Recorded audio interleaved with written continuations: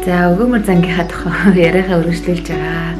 Тэгэд өнөөдөр яг оюун ухаан мэдлэг оюунлаг бүтээлийн хувьд бие биендээ яаж бид нэр өгөөмөр хуваалцаж хөрөнгө оруулалт хийж болох вэ гэдэг сэдвээр ярилцмаар байна.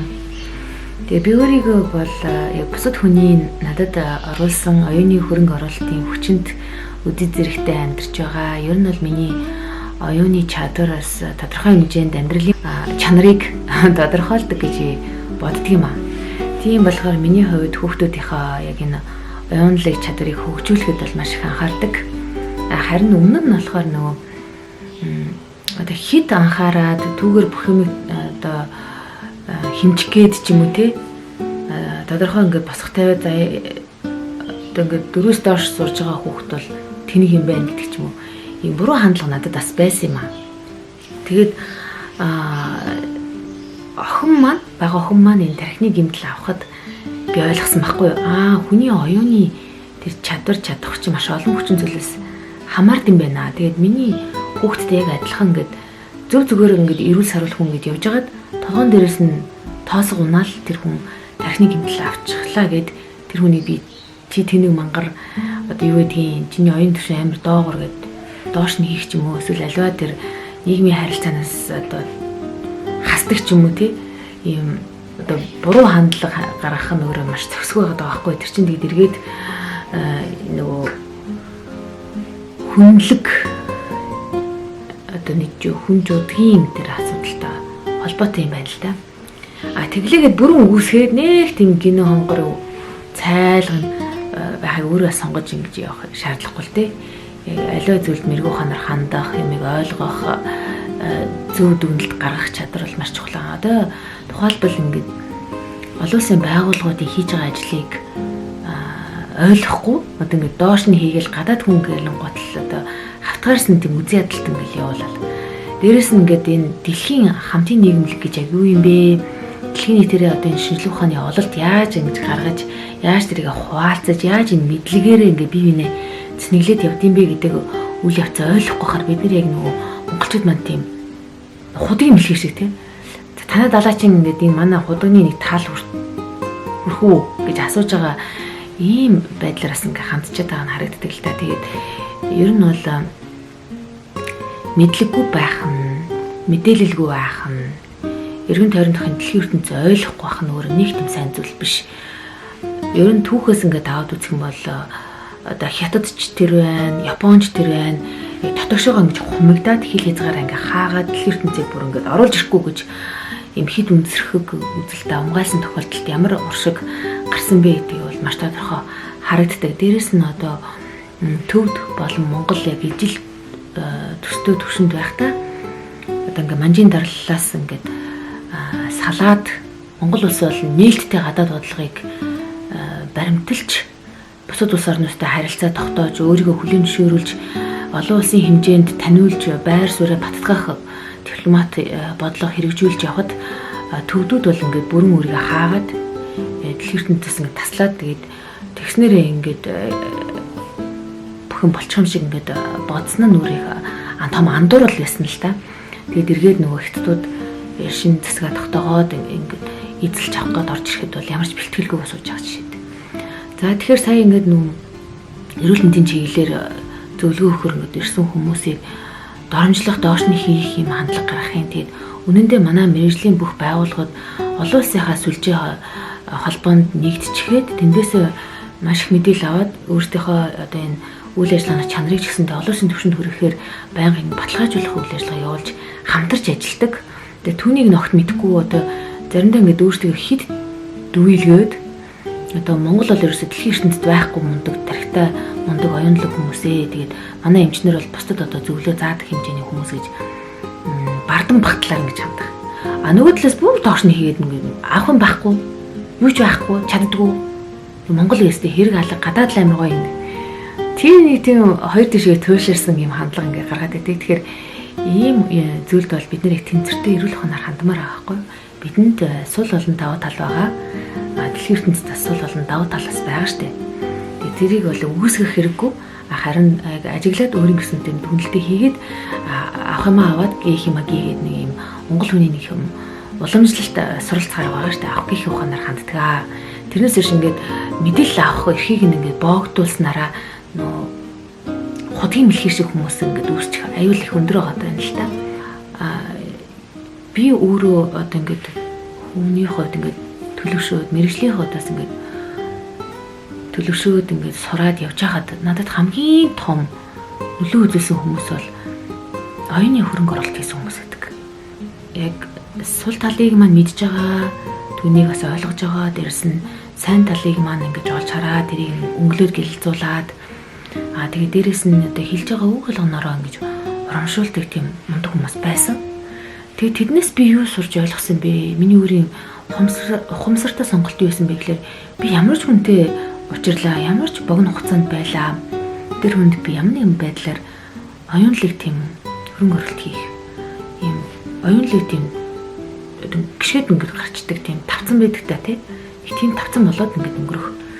Тийм л хүн болчихсоо гэж хүсдэг болсон. Тэг би хүмүүсийн англи хэл сайжраасаа гэж хүсдэг. Тэр утгаараа гээд хилээ үзээсээ энэ мэрэгчлээ их сайн хүн байна. Хэрэг энэ хүн хилтэй байгаад ингээд гадаадын ертөнцид юу болж байгааг ингээд цаг хугацаа алдалгүйгээр ойлгож мэдрээд ингээд дүн шинжилгээ хийгээд тэрийгэ синтезлээ дүгнэлт гаргаад ингээд явах юм бол Монгол улсад өөрөө ямар их ач холбогдолтой юм бэ гэдэг би гүн мэдэрдэг. Тэрнээсээ болоод ингээд там утгаараа одоо надад хүсэж байгаа үйлчилгээ маань өнөөдөр хөгжөөгүй, хүүхдэд маань ингээд хэрэгцээтэй зүйл маань гарч ирэхгүй байгаа. Тэгээ суралцж байгаа хүмүүс минь чадан ядан арай хийж ингээл нэг юм хэлмэрчлэлээр дамжуулаад ингээл бүтэг батаг ингээл ойлгохгүй л яваад байгаа. Надад аяг хэцүү санагддаг л да. Тийм болохоор би аль болохоор ингээд оюуны хувьд монголчууд маань хөгжөөсөө надад насны хязгааргүйгээр өөрсдөө ингээд баян юм оюунаараа хөгжих юм боломжийг гаргаасаа гадаад хэл ямар ч насанд бол сурах боломжтой байгаа таахгүй юу. Тэгээд заавал одоо бид нэр бүр төгс төгөлдрөшлийн хэмжээнд сурах алавгүй. Ер нь ингээ харахаар манай монголчууд ингээд аюу том юм шаарддаг л та. Бүр ингээл докторийн зэргийн юм л ойлгож ухаараагүй тэр салбарынхаа нэг мэдэхгүй байх юм бол бараг дуугүй ээж их гэдэг л та. Би болохоор тэр одоо хандлагатай санал нийлдэг юм аа. За Эрдэнэтэн судлаач одоо ийм гүнзгийрүүлсэн төвшөнд ингэж ойлгож мэддэг хүмүүс байх ёстой. Нөгөө талаас ингэж жирийн иргэн чинь бүх юм ингэ тийм төгс хэмжээнд хүрэх ямар ч боломжгүй байгаа байхгүй юу. Тэгэхээр яг өөртөө хэрэгтэй нэг тийм прагматик байдлаар би хандаад ямар. За жишээлбэл хоолт хичээлийн үед би мэрэгчлэн болохын тулд 4 жил сурах хэрэгтэй болчихж байгаа байхгүй. Тэгэхдээ би хүүхдээ эрүүл сарууллууд хөгжүүлэхийн тулд ямар ч ирсэн гин одоо гизэнд нь ямар бичил битнүүд нь байвал зохистой байд юм бэ? Ямар хоол унднаас хооллох юм бол хүүхдэд маань одоо тархиных нь хөгжлийг нь тодорхой хэмжээгээр бас өдөөж ингэж тийм бол тийм бэ. За ямар хоол унднаас би татгалзах хэрэгтэй байж жишээлбэл одоо энэ чихэрлэг зүйлс, газтай ундаач гэдэг юм уу, чипс гэдэг юм уу те. Одоо хагас боловсруулчихсан, хит их боловсруулчихсан бүтээгдэхүүн шинэ дэжлийн хувьд ямар ч ач холбогдолгүй юм а гэдэг дүнэлтээ гаргаад ойлгоод бүрх амьдралтыг хэвшүүлж байгаа нь л өөрөө надад хангалттай байгаа. За хөдөлгөөний хувьд бол би одоо энэ булчингуудынхаа нэрийг чи би нэрлж мэдэхгүй л дээ. Тэгэхээр тийм хэмжээнд би мэрэгших бас шаардлага надад байхгүй. Би юу гэж ойлгодоо гэхээр за яг ингээ хүүхдийнхаа хөдөлгөөнийг ингээд ажиглаад эрүүл хүүхд одоо энэ техник хэмжил авчихсан хүүхдүүдийн ялгаа маш өндөр байгаа байхгүй. Тэгэхээр яг саажилт үүснээс болоод миний хүүхдийн булчин буруу хөгжөд байгаа. Нөгөө тархин ингээ булчингуудаа удирдах чадахгүй байгаа. Буруу газараа хит их чангарал үүсгээд идэг. Буруу газараа хит их сулрал ингээ үүсгээд байгаа. Би анзаардаг. Тэгээд би энэ нийтлүүдийг уншаад юу гэж ойлгосон бэ гэхээр тархич ингээд одоо бидний оролцоогүйгээр автоматар маш их зүйлийг зохицуулж идэм биш үү. Тэгэхээр эргүүлээд нөгөө булчин дээр нь би ингээ хөдөлгөөнүүд хийснээр тархи руу нь ингэж булчин хөдөлж ийн гэсэн тийм тохиолдол үүсгээд одоо яг үндсэн тэр асуудал эрхэлж исэн эсүүд нь хүчгсэн байхаа тохиолдолд бол хажууд байгаа эс нь ингээд би энэ хөдлөөд байгаа учраас өөр ирэхгүй л энд нэг юм ингээд хөдлөө таньтаа гэдэг тэр мэдээллийг аваад орлоод ингээд ажиллаад тэгээд нөхөн сэргээлт явагдаж байгаа байхгүй. Үүнийг л одоо энэ нөхөн сэргээлт гэж хэлээд байгаа. Нөхөн сэргээлтийн эмчилгээ чинь энэ зүйлээс бүрдээд байгаа. Тэгээд тийм хэмжээний юмг ойлгочоод би ингээд түүнийг хүүхдүүдээр хэрэгжүүлээд явж байна л та. Тэгэхээр би яг өөрийнхөө төвшөнд өөртөө хэрэгтэй мэдээлэл аваад л явах хангалттай. За би хоёр том хүүхдээ бас сургуулийнхаа орчинд ч хөгжих боломжийг олгож байна. Дээрээс нь сургуулиас гадна би тэр хүүхдүүдийг хөгжүүлэхийн тулд юуг анхаарах хэрэгтэй юм бэ гэд тодорхой дүгнэлтүүдийг гаргаад би ингээд бүр зорилт төвшүүлээд түүнийг бичээд за үүнийг би хэрэгжүүлж чадсан уу үгүй юу гэд ямар сантай одоо нөгөө бэлгсэн амьдрал гэдэг цахим сайд ажиллуулах тэр нэгээд нэгэсэндээ тайлагнаад явж байгаа байхгүй юу? Одоо яг ээж хүний хувьд өрхийн төвшөнд би юу хийж чадах вэ гэдэг уриалаад ингээд үлгэр дээрэл үзүүлэх гэж хичээгээд явж ийн л да. Заавал ээж болгоны юм байх алгүй л дээ. Гэхдээ тодорхой хэмжээнд одоо яадаг вэ гэхээр нөгөө хүүхдүүдтэй тэмцэртэй хандах хэрэгтэй байдаг.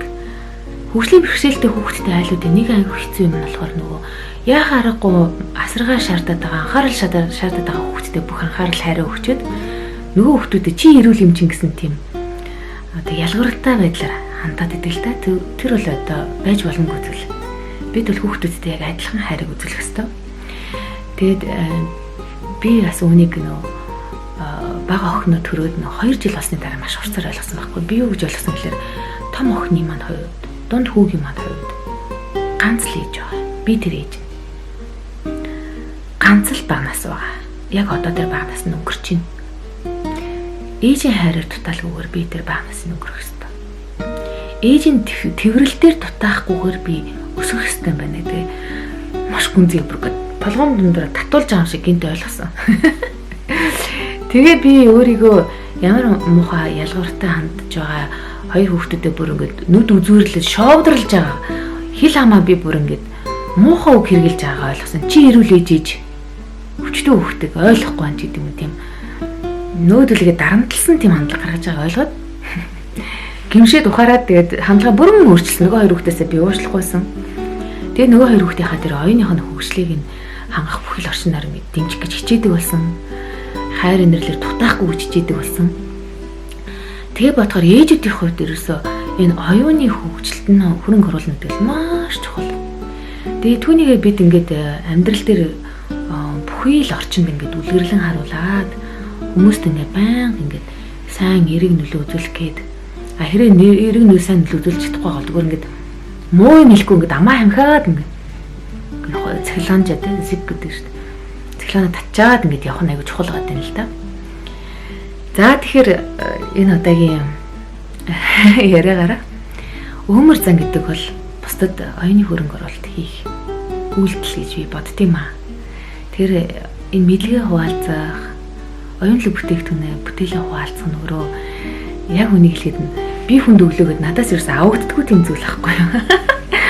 Дээрээс нь бусад хүмүүсийн тэр оюуны бүтээлийнх нь тэр шингэрсэн их хөдөлмөрийг ойлгож хүндэлж хизээч хүний ямыг хулгайлж өөрийнхөө нэрийг тавьж төрүүлж ингэж хийвлэхгүй байх тий. Хэрэг өөр хүний тэр бүтээлийг ашигласан бол заавал зөвлөлжилч тэрийг тусгах би тэр хүний хийсэн ачаар одоо ингээд энэ зүйлийг гаргаж ирж байна гэж хэлэх нь өөрөө маш том соёл гэдэг. Тэгээ үнийгээ өөртөө хөвшүүлэх, хүүхдүүдтэй хөвшүүлэх нь маш том хөрөнгө оруулалт шүү ээжүүдээ. За тэгээд гэр гэртээ бүгдээрээ баяр хөөртөө дархлаагаа дэмжиэд бас хүүхдүүдийнхаа оюуны хөрөнгө оруулалтыг дэмжиэд цагийг сайхан өнгөрөөгөөрэй гэж хүсэж байна. Баяр таа.